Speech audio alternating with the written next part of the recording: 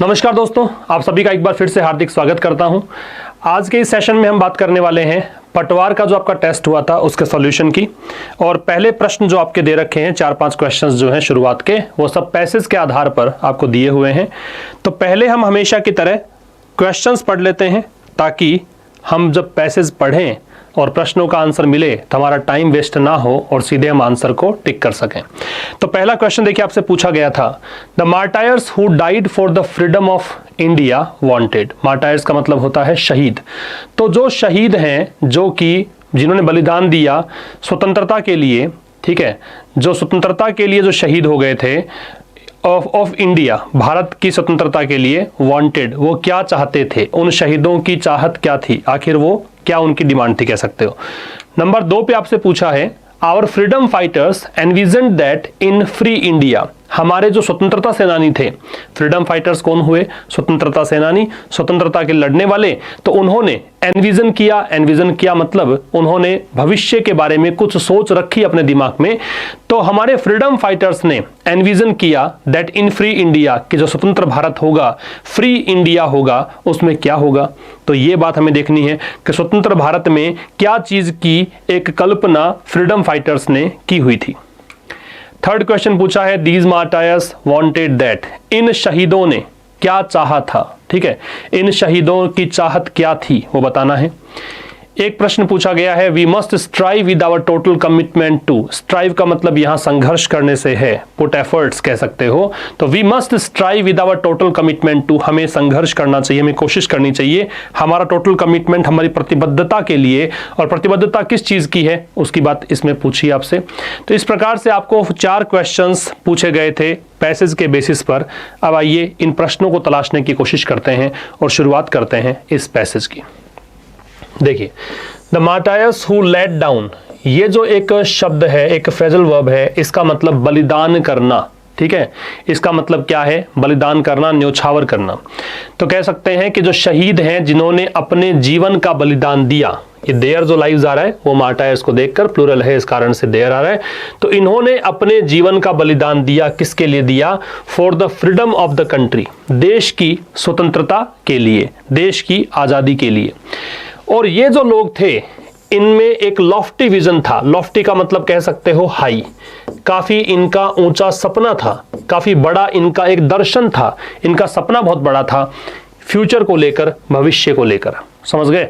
तो जिन्होंने अपने जीवन का बलिदान देश के लिए दिया था, उन शहीदों का सपना बहुत बड़ा था। क्या चाहते थे वो? दे वांटेड, दे यहां पे इन्हीं के लिए आ रहा है, वो चाहते थे the nation to be free, कि देश स्वतंत्र हो जाए, from all the slavery and bondage, गुलामी, ठीक है, और ये बंधन, स्लेवरी गुलामी, बॉन्डेज बंधन, कि वो चाहते थे कि देश जो है सभी प्रकार की गुलामी, दास्ता या बंधन से मुक्त हो जाए। दे वांटेड, वो चाहते थे एन इंडिया, एक ऐसा भारत। अब देखो, इंडिया से पहले एन वैसे तो नहीं लगना चाहिए, लेकिन ये खास प्रकार के भारत, एक खास प्रकार की विशेषताओं से युक्त भारत की बात कर रहा है, इस कारण से एन का प्रयोग है। तो वो चाहते थे एक ऐसा भारत इन विच, जिसमें all the communities would live in perfect harmony and in which there would be no high class and no low class of people. क्या चाहते थे? एक ऐसा भारत जहां पे सभी कम्युनिटीज, सभी समुदाय क्या हो?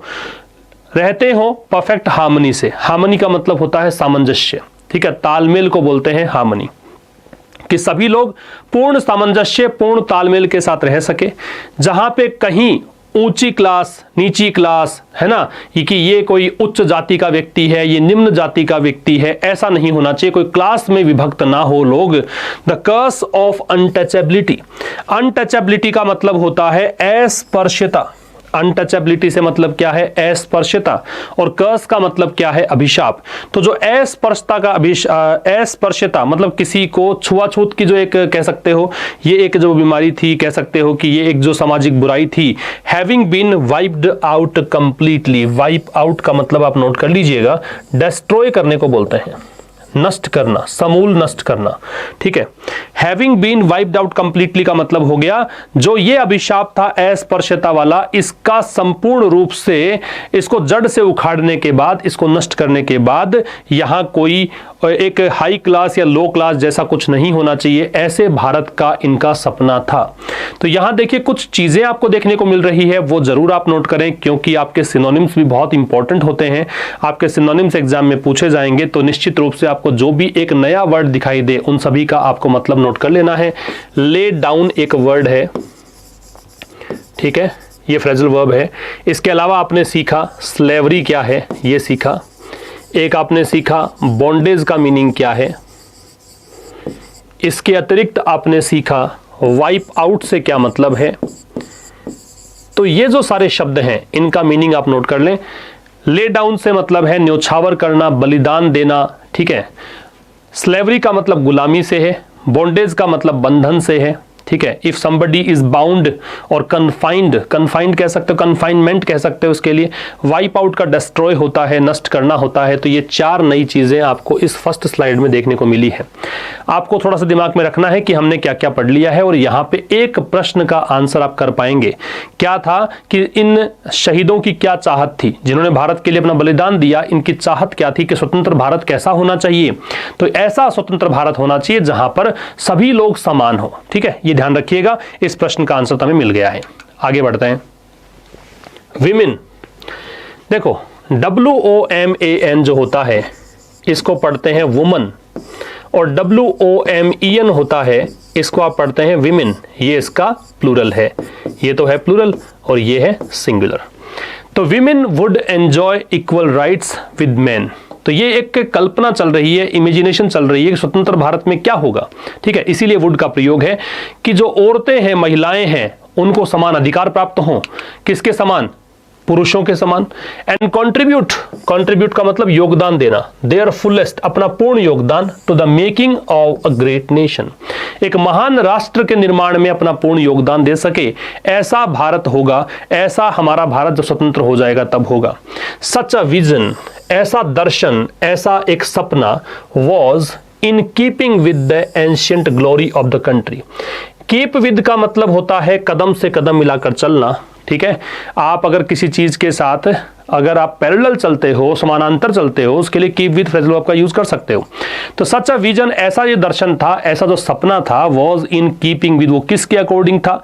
ये इसके अकॉर्डिंग था द एंशिएंट ग्लोरी। एंशिएंट का मतलब प्राचीन होता है, ऑब्सोलीट जिसको बोलते हैं वो एंशिएंट होता है, ग्लोरी का मतलब समृद्धि होता है, ऑफ द कंट्री, उस देश की जो प्राचीन समृद्धि है उसी के अकॉर्डिंग ये विजन था। रिनाउंड फॉर, रिनाउंड का मतलब फेमस, ठीक है। वो देश जो प्रसिद्ध है, ठीक है, वो देश जो प्रसिद्ध है किसके लिए? अपने स्प्लेंडिड अचीवमेंट, स्प्लेंडिड का मतलब शानदार, वैभवपूर्ण, ठीक है। वो देश जो अपनी शानदार उपलब्धियों के लिए फेमस है, इन लिटरेचर, साहित्य में, आर्ट, कला में, एंड कल्चर, संस्कृति में। यहां तक की बात क्या थी? ये कहा कि स्वतंत्र भारत की ये कल्पना चल रही थी, यहां तक तो हमने उस कल्पना को एंड किया है। आगे कहा ऐसा जो सपना था वो देश की प्राचीन जो गौरवपूर्ण इतिहास रहा है देश का, उसी के अनुसार था। देश की एक बहुत ही एक यशकीर्तिपूर्ण उपलब्धियां रही हैं साहित्य में, कला में और कल्चर में, उसके अकॉर्डिंग ये सपना देखा था उन्होंने। वी मस्ट नाउ रिवाइटलाइज, अब हमें रिवाइटलाइज करना, रिवाइटलाइज मतलब पुनः सक्रिय कर देना, टू रीएक्टिवेट, ठीक है। हमें फिर से सक्रिय करना चाहिए या फिर से जीवित कर देना चाहिए इस प्राचीन संस्कृति को ऑफ आवर्स। हमारी जो प्राचीन संस्कृति है उसको फिर से वर्तमान समय में एक बार फिर सक्रिय करने की जरूरत है, जीवित करने की जरूरत है। With tolerance as its masthead, masthead का मतलब यहां पे टॉप, ठीक है। और इस में टॉलरेंस को मस्ट हेड पर रखें, मतलब टॉप प्रायोरिटी पर रखें। सबसे बड़ी प्राथमिकता इसमें हमारी क्या होगी कि हम सहिष्णुता को, सहनशीलता को सबसे ऊपर रखेंगे, ये कहा गया। If we forget or cease to take pride in our noble heritage, we shall have to face severe indictment in the court of history, which is ruthless, just and seldom spares erring people. If we forget, यदि हम भूल जाते हैं, ये if है, यदि हम भूल जाते हैं, और सीज टू टेक प्राइड, और या फिर हम गर्व नहीं करते हैं, प्राइड मतलब गर्व, इन आवर नोबल हेरिटेज, हमारी जो एक बहुत ही श्रेष्ठ विरासत है, हमारा जो एक प्राचीन जो इतिहास रहा है, बहुत ही यश, एक कह सकते हो काफी ज्यादा यश कीर्तिपूर्ण समृद्धिपूर्ण इतिहास रहा है, अगर हम उस पर गर्व नहीं करते हैं, अगर हम भूल जाते हैं तो होगा, we shall have to face, हमें फेस करना पड़ेगा। हमें फेस करना पड़ेगा क्या? Severe indictment. इंडाइटमेंट का मतलब चार्ज कह सकते हो, अभियोग कह सकते हो, आरोप कह सकते हो। तो हम पर आरोप लगेंगे। किस में आरोप लगेंगे? जो इतिहास का न्यायालय है उसमें आरोप लगेंगे। इतिहास में अगर उठाकर देखा जाएगा तो हम पर आरोप लगेंगे। और कह रहा है, इतिहास के बारे में कह रहा है, जो कि एक रूथलेस जज है। रूथलेस का मतलब निर्मम, क्रूअल, ठीक है, कैलस।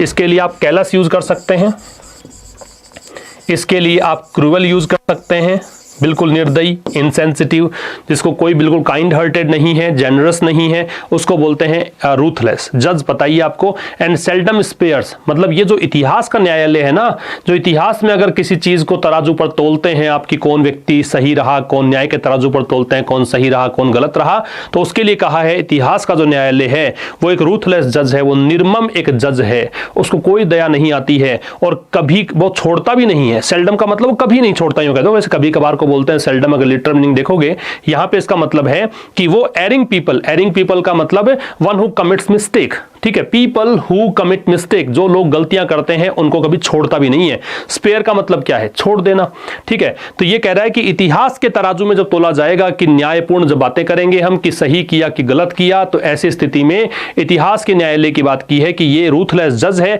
और कभी गलती करने वाले इंसान को छोड़ता नहीं है। तो हमें हमारे इतिहास पर गर्व करना चाहिए और हमें उस इतिहास को भूलना नहीं चाहिए। ये सारी बातें हमने इस पैसेज में की। आइए अब बात करते हैं प्रश्नों की।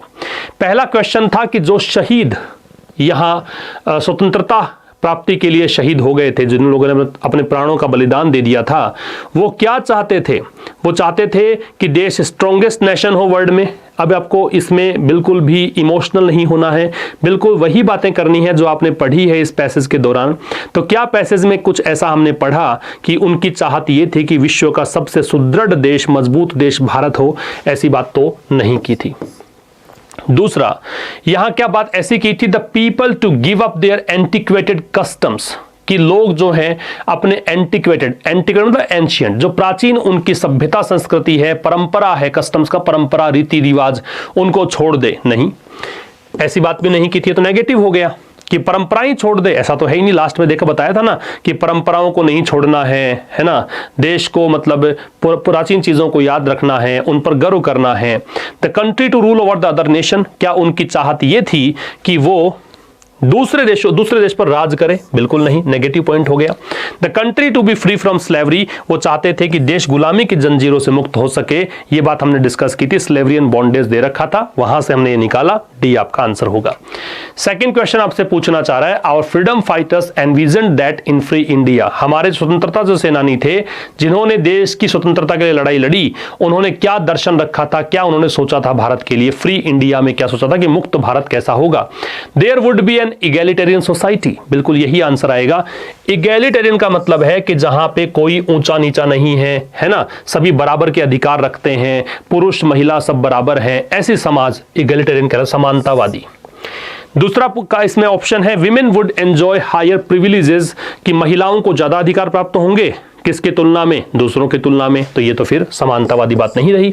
The country would be taken forward by some selected classes of society, समाज के कुछ चुने हुए तबकों के द्वारा देश को आगे ले जाया जाएगा? नहीं, ये भी समानतावादी का विरोध करता है। Industrialization should occupy the top priority, कहीं पर भी हमने औद्योगिकरण की बात इस पैसेज में नहीं की, तो ये भी नहीं आएगा, आपका आंसर आएगा ए।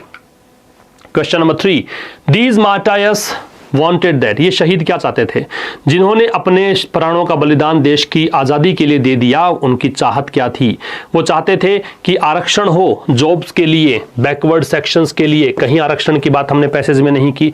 वो चाहते थे कि सांप्रदायिक सौहार्दता और शांति हो देश में, बिल्कुल ये उनकी चाहत थी।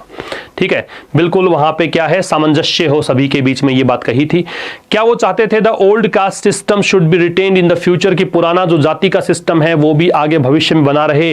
रिटेन का मतलब होता है टू कंटिन्यू विद, किसी चीज के साथ जारी रखना, किसी चीज को मेंटेन करके चलना, ये नहीं होगा।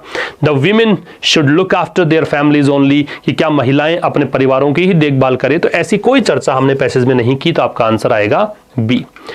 We must strive without total commitment to, तो यहां पे टोटल कमिटमेंट क्या है? टोटल कमिटमेंट है हमारे रिच पास्ट कल्चर, जो समृद्धिपूर्ण भूतकाल की जो प्राचीन संस्कृति है उसको रिवाइटलाइज करना, ये बात की थी। क्या हमने बात की थी defeat and overcome the enemies of nation, क्या देश के शत्रुओं के ऊपर काबू पाना है, उनको हराना है, ऐसी बात नहीं थी। Inject scientific temper into our past culture, क्या साइंस वगैरह की बात हमने की है, नहीं की है। मेक साइंटिफिक एडवांसमेंट, वैज्ञानिक रूप से प्रगति करने की बात हमने नहीं की थी, तो बात की थी बी में revitalize our rich past culture. ठीक है, ये तो थे पैसेज के क्वेश्चंस। इसके बाद में कुछ कॉमन एरर्स के क्वेश्चंस थे। तो देखिए पहला क्वेश्चन मींस क्वेश्चन नंबर 5 था वैसे तो ये, the Tata group owns many industries that are spread across the globe. यहाँ पे समझने की बात यह है कि भाई स्प्रेड जो शब्द है इसका मतलब फैलाना जिसको बोलते हैं, इसकी सेकंड फॉर्म भी स्प्रेड होती है और थर्ड फॉर्म भी स्प्रेड ही होती है।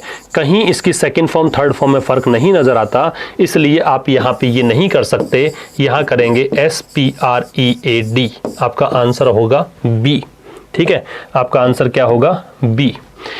तो यहाँ पे the Tata group owns, Tata group का स्वामित्व है बहुत सारी इंडस्ट्रीज पर, इसके अधीन मतलब बहुत सारी उद्योग धंधे हैं और वो इंडस्ट्री जो कि फैली हुई है पूरे विश्व भर में, ये कहना चाहता है।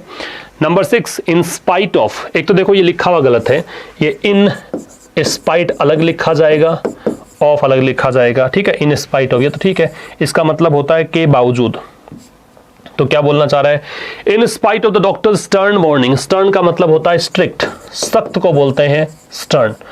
तो डॉक्टर की सख्त चेतावनी के बावजूद Latika continue taking sugars in her milk, Latika ने अपने मिल्क में लगातार चीनी लेना जारी रखा।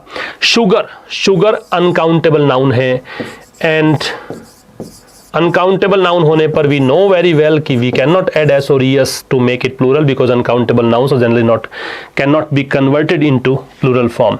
सो यहाँ पे शुगर का शुगर ही होगा, शुगर्स पॉसिबल नहीं है। ठीक है, इसके बाद प्रश्न पूछा I am proud of you father said to me, ये एक नरेशन का क्वेश्चन था, डायरेक्ट से प्रश्न था। देखिएगा ये रिपोर्टिंग वर्ब का पार्ट है आपका, ये रिपोर्टेड स्पीच का पार्ट है, इस प्रकार से दिया हुआ था। तो फादर सेड टू मी को फादर टोल्ड मी, आप ऑप्शंस देख के करिए, फादर टोल्ड मी सब में आपको दे रखा है। ठीक है, तो यहाँ तो कुछ सोचने की बात नहीं थी। कंजंक्शन क्या लगाते हैं अफर्मेटिव सेंटेंसेस में, दैट लगाते हैं, दैट यहाँ है, यहाँ है, यहाँ दिस बीच में आ गया, काट दीजिए इसको, यहाँ दैट और फिर दैट एक बार फिर से है तो ये काट दीजिए, इन दो में से आएगा। फिर आपको पता है कि is am are was were में चेंज होता है, तो वॉज केवल यही है, यहाँ पे नहीं है, कट जाएगा। तो सीधा ऑप्शन देखकर भी आप अप्रोच कर सकते हैं एग्जाम में। ठीक है, तो father told me that he was proud of me, मैं रिपीट कर देता हूं, टोल्ड मी तक सारे बात सेम थी, कंजंक्शन दैट लगना चाहिए था, यहां दिस लगा रखा है फिर दैट लगा रखा है, ऐसा नहीं हो सकता। यहां दैट दो बार है, दो बार आवश्यकता नहीं है। इन दो में देखा, फिर आपने समझा कि यहाँ पे एम को इज एम आर को वॉज वर में कन्वर्ट करते हैं, प्रेजेंट फॉर्म्स को पास्ट में कन्वर्ट करना होता है, इसलिए गलत हो गया, तो इसलिए यहाँ पे वॉज आना चाहिए था। Question number 8, you are making your life more difficult, we have to convert the given sentence into passive voice. ठीक है, इसको एक्टिव वॉइस, ये एक्टिव वॉइस का सेंटेंस है, पैसिव में कन्वर्ट करना है आपको। तो आप एक चीज बात समझिए कि जब आप एक्टिव वॉइस में आईएनजी फॉर्म देखते हैं then we have to place one thing, being. ठीक है, ये बीइंग आपको प्लेस करना होता है। बीइंग प्लेस करना है तो आप देखिए कहाँ कहाँ पर बीइंग है, तो क्या यहाँ बीइंग है, नहीं है, यहाँ देखिए बीइंग दे रखा है। क्या यहाँ बीइंग है, नहीं है, यहाँ बीइंग दे रखा है। क्या यहाँ है, नहीं है, आपका आंसर आ जाएगा। बहुत ही आसान सा प्रश्न था। Your life is being made more difficult by you, ज़्यादा सोचने की आवश्यकता नहीं होती है ऐसे प्रश्नों में, बहुत आसानी से बहुत जल्दी से आप आंसर टिक कर सकते हैं। Number 9, modern medicine has scored significant victories against both infection and trauma, the major causes of ill health and death। अब ये ट्रॉमा के बाद में हाइफन होना चाहिए। अब देखो क्या कहना चाहता है, मॉडर्न मेडिसिन, ये मॉडर्न की स्पेलिंग गलत है, MORDERN, modern medicine has, medicine plural है, प्लूरल है तो यहाँ पे साहब हैव आएगा, हैज नहीं आएगा। सब्जेक्ट वर्ब अग्रीमेंट एक कॉन्सेप्ट होता है, we have to apply verb as per the given subject, since the subject is plural that's why we will have to use plural verb here, so instead of has we will have to use here have. तो यहाँ पे have आना चाहिए, आपका answer होगा ए। बात करें number 10 की, Neeta served as president of the Oshinara club since 10 years. देखो यहाँ गलतियां दो हैं, वैसे दो एरर्स हैं। एक तो गलती ये है कि 10 ईयर्स दे रखा है which will be called period of time, ये जो 10 ईयर्स है, ये कोई टाइम का कोई नाम तो दे नहीं रखा, निश्चित कोई टाइम की बात नहीं है, पीरियड ऑफ टाइम है। पीरियड ऑफ टाइम है तो यहाँ पे सिंस नहीं आएगा, यहाँ पे आएगा फॉर, पहली बात। दूसरी बात ये ध्यान रखिए कि फॉर या सिंस के साथ टाइम जब लगता है तो आपको परफेक्टिव एस्पेक्ट लगाना पड़ता है। अगर टाइम और टेंस आपने पढ़ा है तो समझते होंगे इस बात को आप, कि जब फॉर या सिंस के साथ टाइम लगाते हैं तो परफेक्टिव एस्पेक्ट लगता है। परफेक्टिव एस्पेक्ट का मतलब ये है कि आप या तो परफेक्ट कंटिन्यूअस लगाएंगे या परफेक्ट लगाएंगे तो यहाँ पे नीता हैज सर्व्ड करेंगे इसको, गलती ये भी थी, यहाँ पे हैज सर्व्ड भी करेंगे तो गलत ए भी है, गलत सी भी है। ये तो कुछ प्रिंटिंग मिस्टेक्स वगैरह मानिए, ये गलत था आपका, ये आपका आंसर था सी। तो ये दोस्तों आपका सोल्यूशन हुआ पेपर का। अब नेक्स्ट सेशन में कुछ ऐसा ही सोल्यूशन लेकर एक बार फिर मुलाकात होगी, तब तक के लिए नमस्कार, थैंक्स अ लॉट।